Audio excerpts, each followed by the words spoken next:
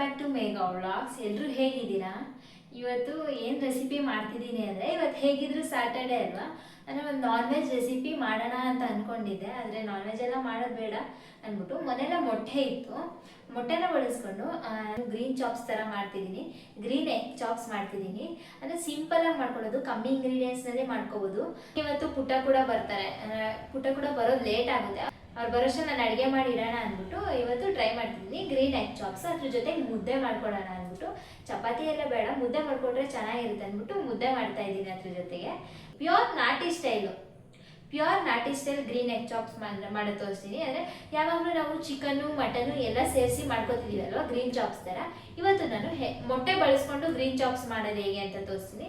Common ಆಗಿ ಎಲ್ಲರೂ chicken mutton ಎಲ್ಲ ಹಾಕಿರ್ತಾರೆ ಗ್ರೀನ್ ಚಾಪ್ಸ್ ಮಾಡ್ಕೊಳ್ಳೋದಕ್ಕೆ.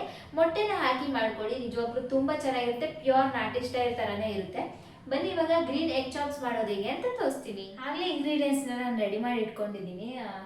ಏನು ಕಮ್ಮಿ ಇಂಗ್ರೀಡಿಯೆಂಟ್ಸು, ಮನೇಲಿರುವಂಥ ಇಂಗ್ರೀಡಿಯೆಂಟ್ಸೆಲ್ಲ ಹಾಕೊಂಡು ಗ್ರೀನ್ ಎಗ್ ಚಾಪ್ಸ್ ಮಾಡ್ಕೋಬೋದು.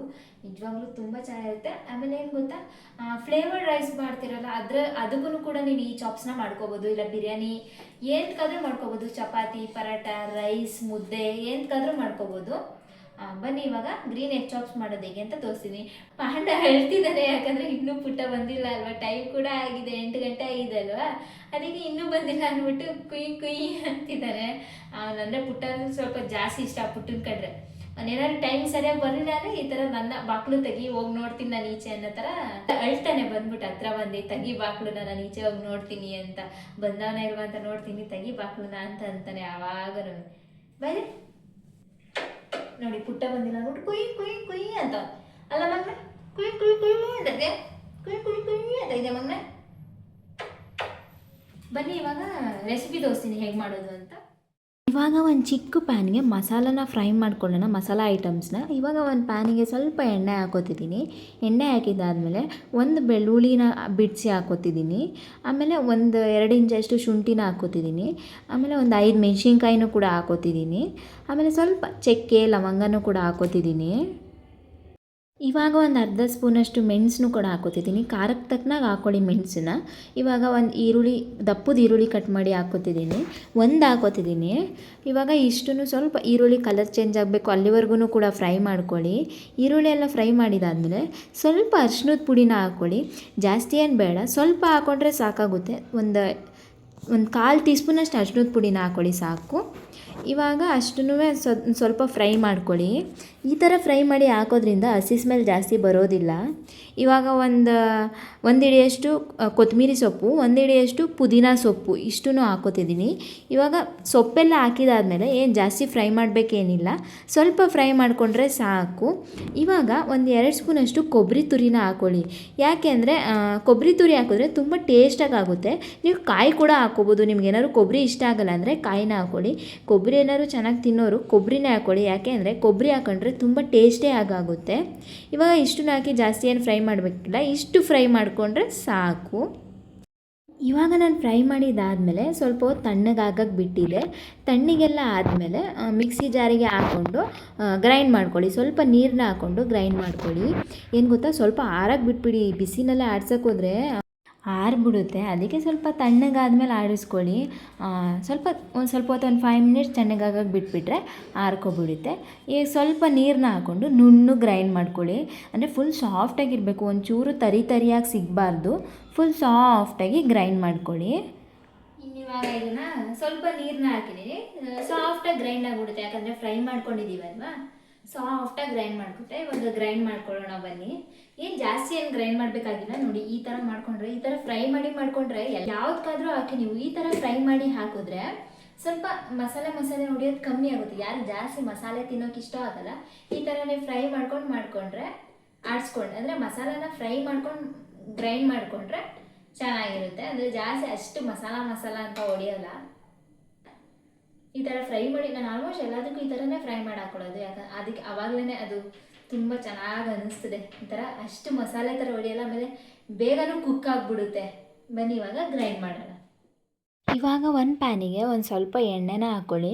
ಸ್ವಲ್ಪ ಹಾಕ್ಕೊಳ್ಳಿ, ಯಾಕಂದರೆ ಫ್ರೈ ಮಾಡ್ಕೊಳ್ಳೋದಕ್ಕೂ ಸ್ವಲ್ಪ ಎಣ್ಣೆ ಹಾಕಿದರೆ ಅಲ್ವಾ. ಸ್ವಲ್ಪ ಎಣ್ಣೆ ಹಾಕಿದಾದಮೇಲೆ 1 ಸ್ಪೂನಷ್ಟು ಸೋಂಪು ಕಾಳನ್ನ ಹಾಕ್ಕೊಳ್ಳಿ. ಇದು ಬೇಕು ಅಂದರೆ ಹಾಕ್ಕೊಳ್ಳಿ, ಇಲ್ಲಾಂದರೆ ಏನು ಬೇಕಾಗಿಲ್ಲ. ಇವಾಗ ಒಂದು ಈರುಳ್ಳಿ, ಒಂದು ಚಿಕ್ಕದು ಈರುಳ್ಳಿ ಕಟ್ ಮಾಡಿ ಹಾಕೋತಿದ್ದೀನಿ, ಯಾಕಂದರೆ ಅಲ್ಲೂ ಈರುಳ್ಳಿ ಹಾಕ್ಕೊಂಡಿದ್ವಿ ಅಲ್ವಾ, ಜಾಸ್ತಿ ಆಗ್ಬಿಡುತ್ತೆ. ಸ್ವಲ್ಪ ಫ್ರೈ ಮಾಡ್ಕೊಳ್ಳೋದಕ್ಕೆ ಸ್ವಲ್ಪ ಹಾಕ್ಕೊಳ್ಳಿ, ಆಡಿಸ್ಕೊಳ್ಳೋದಕ್ಕೆ ಸ್ವಲ್ಪ ಜಾಸ್ತಿ ಹಾಕ್ಕೊಳ್ಳಿ. ಇವಾಗ ಈರುಳ್ಳಿ ಸ್ವಲ್ಪ ಕಲರ್ ಚೇಂಜ್ ಆಗೋವರೆಗೂ ಫ್ರೈ ಮಾಡ್ಕೊಳ್ಳಿ. ನಾವು ಮೊದಲೇ ಮಸಾಲಾನ ಗ್ರೈಂಡ್ ಮಾಡ್ಕೊಂಡ್ವಲ್ಲ, ಆ ಥರ ಮಾಡಿಕೊಂಡ್ರೆ ಹಸಿ ಸ್ಮೆಲ್ ಜಾಸ್ತಿ ಬರೋದಿಲ್ಲ. ಇವಾಗ ಮಸಾಲ ನಾವು ರುಬ್ಕೊಂಡಿದ್ವಲ್ಲ, ಈರುಳ್ಳಿ ಫ್ರೈ ಆದಮೇಲೆ, ಸ್ವಲ್ಪ ಫ್ರೈ ಆದಮೇಲೆ ಮಸಾಲಾನ ಹಾಕ್ಕೊಳ್ಳಿ. ಮಸಾಲ ಹಾಕಿ ಚೆನ್ನಾಗಿ ಒಂದು 2 ನಿಮಿಷ ಹಾಗೇ ಫ್ರೈ ಮಾಡ್ಕೊಳ್ಳಿ. ನೀರೇನು ಹಾಕಕ್ಕೆ ಹೋಗ್ಬೇಡಿ, ಹಾಗೆಯೇ ಒಂದು ಸ್ವಲ್ಪ ಡ್ರೈ ಮಸಾಲ ಥರನೇ ಫ್ರೈ ಮಾಡ್ಕೊಳ್ಳಿ. 1-2 ಮಿನಿಟ್ಸ್ ಹಾಗೇ ಫ್ರೈ ಮಾಡ್ಕೊಳ್ಳಿ. ಆವಾಗ ಸ್ವಲ್ಪ ಹಸಿ ಸ್ಮೆಲ್ ಒಂಚೂರು ಎಣ್ಣೆ ಬಿಟ್ಕೊಳ್ಳೋ ಥರ ಕಾಣುತ್ತೆ. ಆ ಥರ ಎಣ್ಣೆ ಬಿಟ್ಟಿದ್ದಾದಮೇಲೆ ಮಾಮೂಲಿ ಜಾರ್ ತೊಳೆದಿದ್ದು ನೀರನ್ನ ಹಾಕ್ಕೊಳ್ಳಿ. ಇಲ್ಲಾಂದರೆ ಹಾಗೇ ನೀರು ನಿಮ್ಗೆ ಆ ಥರ ಏನು ಇಷ್ಟ ಆಗಲಿಲ್ಲ ಅಂದರೆ ಹಾಗೆಯೇ ಒಂದು 2 ಕಪ್ ನೀರನ್ನ ಸೇರಿಸ್ಕೊಂಡು, ಅಂದರೆ ಮಸಾಲೆಗೆ ಎಷ್ಟು ಬೇಕು ನೀರು ಅಷ್ಟನ್ನ ಹಾಕ್ಕೊಂಡು ಕನ್ಸಿಸ್ಟೆನ್ಸಿ ನೋಡ್ಕೊಂಡು ನೀರನ್ನ ಹಾಕ್ಕೊಳ್ಳಿ. ನೋಡಿ, ನೀವು ಏನಾದ್ರು ಜಾಸ್ತಿ ಕ್ವಾಂಟಿಟಿ ಬೇಕು ಅಂದರೆ ಮಸಾಲೆನ ಸ್ವಲ್ಪ ಜಾಸ್ತಿ ಹಾಕ್ಕೊಂಡು ಗ್ರೈಂಡ್ ಮಾಡ್ಕೊಂಡಿದ್ದು ಆಯಿತು. ಇವಾಗ ಇದನ್ನ ಒಂದು 5 ನಿಮಿಷ ಕುದಿಯೋಕೆ ಬಿಡಿ. ಇವಾಗಲೇ ಸ್ವಲ್ಪ ರುಚಿಗೆ ತಕ್ಕಷ್ಟು ಉಪ್ಪನ್ನು ಕೂಡ ಸೇರಿಸ್ಕೊಳ್ಳಿ. ಇವಾಗ ಕುದ್ದಿದ್ದೆಲ್ಲ ಆಗಿದ್ದಾದಮೇಲೆ ಮೊಟ್ಟೆನ ಒಂದು ನಿಧಾನಕ್ಕೆ ಈ ಥರ ಒಂದೊಂದೇ ಒಡೆದು ಬಿಡಿ. ಒಂದೇ ಜಾಗದಲ್ಲಿ ಮೆತ್ತಗೆ ಬಿಡಿ, ಜೋರಾಗಿ ಬಿಡೋಕ್ಕೆ ಹೋಗಬೇಡಿ, ಸ್ವಲ್ಪ ಕಲಸೋಗ್ಬಿಡುತ್ತೆ. ನಿಧಾನಕ್ಕೆ ಮೆತ್ತಗೆ ಈ ಥರ ಮೊಟ್ಟೆ ಬಿಡಿ. ನಾನಿಲ್ಲಿ 5 ಮೊಟ್ಟೆನ ಹಾಕೋತಿದ್ದೀನಿ, ನಿಮ್ಗೆ ಎಷ್ಟು ಬೇಕು ಅಷ್ಟನ್ನ ಬಳಸ್ಕೋಬೋದು. ಆಮೇಲೆ ಏನು ಮಾಡಬೇಕು ಅಂದರೆ ಮೊಟ್ಟೆ ಬೇಯೋವರೆಗೂ ಲಿಡ್ನ ಕ್ಲೋಸ್ ಮಾಡಿಬಿಟ್ಟು ಬಿಟ್ಬಿಡಬೇಕು. ನೋಡಿ ಯಾವ ಥರ ಬೆಂದಿದೆ. ಲಿಡ್ನ 1-2 ಮಿನಿಟ್ಸ್ ಕ್ಲೋಸ್ ಮಾಡಿ ಬೇಯಿಸ್ಬಿಟ್ರೆ ಮೊಟ್ಟೆ ಬೇಯ್ಕೊಳ್ಬಿಡುತ್ತೆ. ನೋಡಿ ಯಾವ ಶೇಪಲ್ಲಿ ಬೆಂದಿದೆ. ಈ ಥರ ಬೇಯ್ಕೊಂಡ್ರೆ ಎಗ್ ಮಸಾಲ ರೆಡಿ ಆಯಿತು, ಇಲ್ಲಾಂದರೆ ಗ್ರೀನ್ ಎಗ್ ಚಾಪ್ಸ್ ರೆಡಿ ಆಯಿತು. ನಿಜವಾಗ್ಲೂ ಚಿಕನ್ನು ಮಟನ್ನು ಎಲ್ಲ ಹಾಕಿ ಮಾಡೋದಕ್ಕಿಂತ ಈ ಥರ ಸಿಂಪಲಾಗಿ ಮೊಟ್ಟೆನ ಹಾಕಿ ಮಾಡಿಕೊಂಡ್ರೆ ನಿಜವಾಗ್ಲೂ ತುಂಬ ಚೆನ್ನಾಗಿರುತ್ತೆ. ನಾನು ಮುದ್ದೆಗೆ ಮಾಡ್ಕೊಂಡಿದ್ದೆ ಅಲ್ವಾ, ಸ್ವಲ್ಪ ನೀರು ತೆಳು ಕನ್ಸಿಸ್ಟೆನ್ಸಿನಲ್ಲಿ ಮಾಡ್ಕೊಂಡಿದ್ದೆ. ನೋಡಿ ಎಷ್ಟು ಚೆನ್ನಾಗಿ ಕಾಣಿಸ್ತಿದೆ ಗ್ರೀನ್ ಚಾಪ್ಸ್ ಥರ. ಚಿಕನ್ನೆಲ್ಲ ಮಟನ್ನೆಲ್ಲ ಮಾಡ್ಕೊಳ್ಳೋದಕ್ಕಿಂತ ಆಮೇಲೆ ಏನು ಗೊತ್ತಾ, ಎಗಿಟೇರಿಯನ್ಗೆ ಇದು ಯೂಸ್ ಆಗುತ್ತೆ, ಆರಾಮ್ಸಾಗಿ ಮಾಡ್ಕೋಬೋದು. ಇವಾಗ ಹಾಗೆ ಮೇಲೆ ಸ್ವಲ್ಪ ಕೊತ್ತಂಬರಿ ಸೊಪ್ಪನ್ನ ಉದುರಿಸ್ಕೊಬಿಟ್ರೆ ಅದೇ ಎಗ್ ಚಾಪ್ಸ್ ರೆಡಿ ಆಯಿತು, ಗ್ರೀನ್ ಎಗ್ ಚಾಪ್ಸ್ ರೆಡಿ ಆಯಿತು.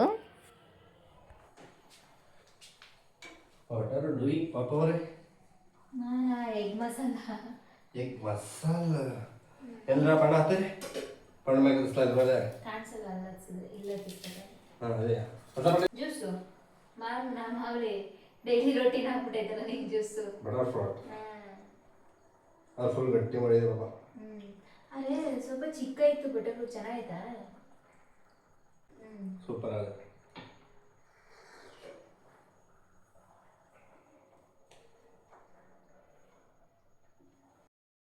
ಇನ್ನು ಮಾಮೂಲಿ ಡೈಲಿ ರೋಟೀನ್ ಆಗಿಬಿಟ್ಟಿದೆ ಜ್ಯೂಸ್ ಕುಡಿಯೋದು. ಇನ್ನು ಪುಟ್ಟಾಗಂತೂ ಬಂದಿದ್ದ ತಕ್ಷಣ ಜ್ಯೂಸ್ ಮಾಮೂಲಿ.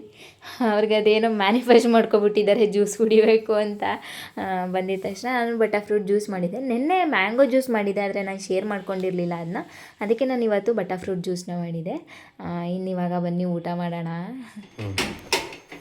ಇಷ್ಟ ಮುದ್ದೆ ಮಾಡ್ತಾ ಇದ್ದೀರಾ? ನಾನು ತೋರಿಸಿದ್ದೀನಿ ಅವ್ರಿಗೆ ಮುದ್ದೆ ಮಾಡೋದು ಇರ್ತದೆ ಅಂತ. ಅಷ್ಟೇ ಚಿಕ್ಕ ಪಾತ್ರೆ ಹಾಕಿ ಇದು ಮಾಡಿದ್ರೆ ಮುದ್ದೆ ರೆಡಿ ಅಂತೀರ?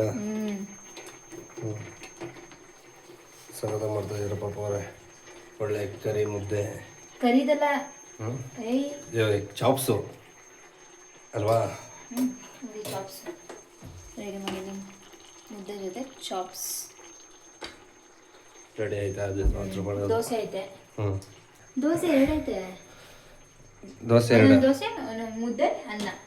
ಪಾಪ ಮುದ್ದೆ ಮಾಡ್ದಿರೋ ಆಯ್ತು, ದೋಸೆನೇ ತಿನ್ಕೊ ಬೇಯಿಸ್ತೀನಿ ಬಂದಿತ್ತು ಆರಾಮಾಗಿ.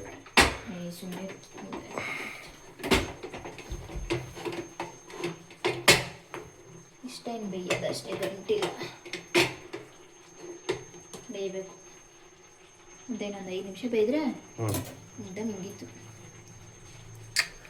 ಪಾಪ ಅವರೇ, ಮತ್ತೆ ಇನ್ನೇನು ಸಮಾಚಾರ? ನಿಂಗೆ ಮುದ್ದೆ ಇಷ್ಟ ಅಲ್ವಾ? ಸೂಪರ್. ಮತ್ತೆ ಮುದ್ದೆ ತಿಂದರೆ ಚೆನ್ನಾಗಿರ್ತೀಯ. ಫುಲ್ ಆರ್ಗ್ಯಾನಿಕ್ ಆಗಿರ್ತೀನಲ್ವಾ? ನಾನ್ ವೆಜ್ ಮಾಡ್ತಿದ್ದೆ.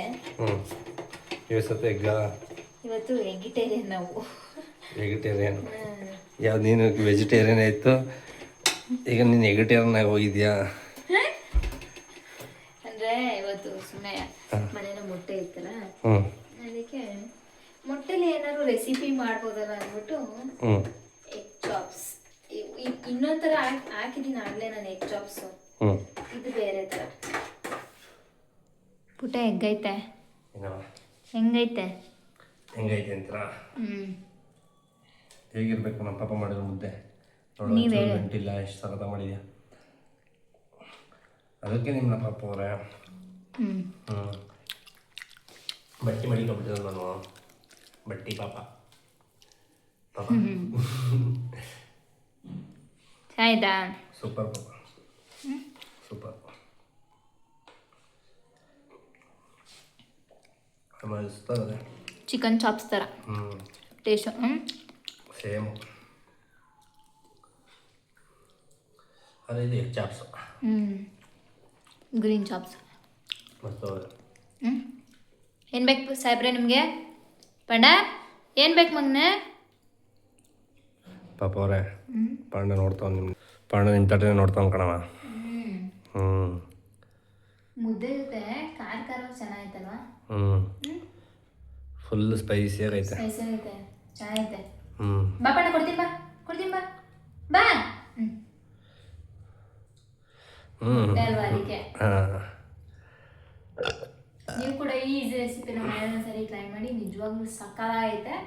ಸೇಮ್ ಚಿಕನ್ ಚಾಪ್ಸ್ ಥರ ಎಗ್ ಚಾಪ್ಸ್ ಇದು. ನಿಜವಾಗ್ಲೂ ತುಂಬ ಚೆನ್ನಾಗೈತೆ. ನೀವು ಕೂಡ ಈ ಈಸಿ ರೆಸಿಪಿನ ಮನೆಯಲ್ಲಿ ಸರಿ ಟ್ರೈ ಮಾಡಿ. ಹೇಗಿದೆ ಅಂತ ಕಮೆಂಟ್ ಕೂಡ ಮಾಡಿ. ಸಬ್ಸ್ಕ್ರೈಬ್ ಮಾಡ್ಕೊಳ್ಳೋದನ್ನ ಮರಿಬೇಡಿ. Thank you. Lots of love to you.